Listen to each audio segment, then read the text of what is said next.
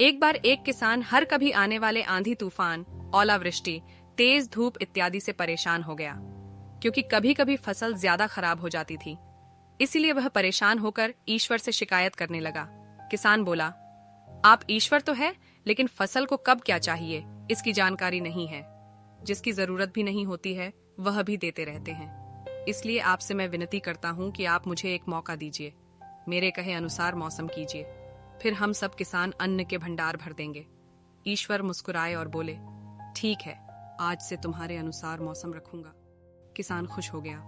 किसान ने अगली फसल में गेहूं की बुआई की। उसने जब चाहा तब धूप मिली, उसने जब चाहा पानी मिला। पानी की तो उसने बिल्कुल कमी नहीं आने दी। आंधी, बाढ़ और तेज धूप तो उसने आने ही नहीं दी। समय बीतने पर फसल बढ़ी हुई। किसान भी बहुत खुश हुआ कि इस बार शानदार फसल दिख रही है। किसान ने मन ही मन सोचा कि ईश्वर को अब पता चलेगा कि अच्छी फसल के लिए क्या क्या जरूरी है।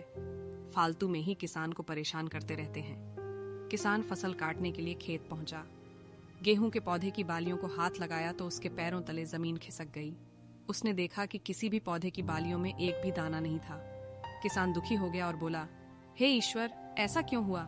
क्योंकि मैंने तो सब कुछ सही किया और सही समय पर किया।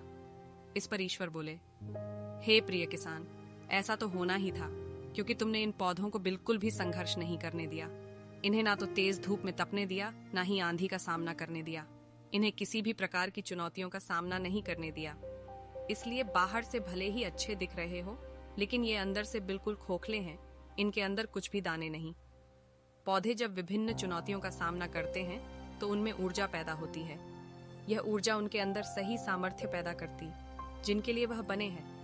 दोस्तों, ठीक इसी प्रकार जब तक इंसान संघर्ष से नहीं गुजरता है, वह आदमी खोखला रह जाता है। जीवन की चुनौतियां ही उसके लिए उन्नति के नए रास्ते खोल देती हैं और आदमी को मजबूत और प्रतिभाशाली बनाती है। इसलिए आपके भी जीवन में मुसीबतें या चुनौतियां आए तो घबराना मत। यह आपको बिखेरने के लिए नहीं, निखारने के लिए आई है।